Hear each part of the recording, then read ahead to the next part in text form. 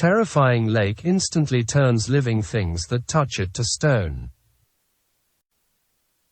While it may sound like something out of a horror film, there is actually a lake on our planet that instantly turns animals that touch it into stone. The terrifying lake in question is known as Lake Natron, which is found in northern Tanzania, at the border with Kenya. The lake is actually the chosen breeding ground for the endangered lesser flamingo, but for any other animal that comes in contact with it, it is pure hell.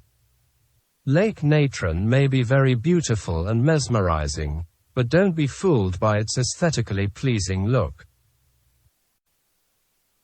While animals gaze at their reflection in the not-so-deep colorful water, something really quite terrible happens.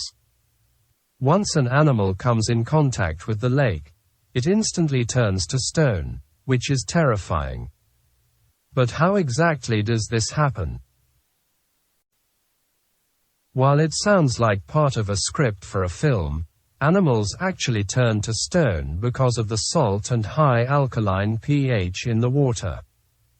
When the poor old animals touch the water, calcification occurs, which is the accumulation of calcium salts in the body tissue. The animal instantly dies, but then appears as stone in its entirety.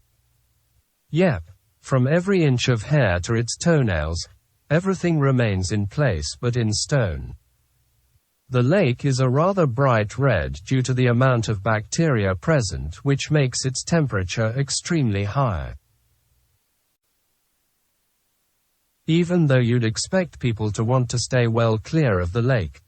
I'm not going anywhere near it. Lake Natron is actually a popular tourist destination, though we won't be booking flights out there anytime soon.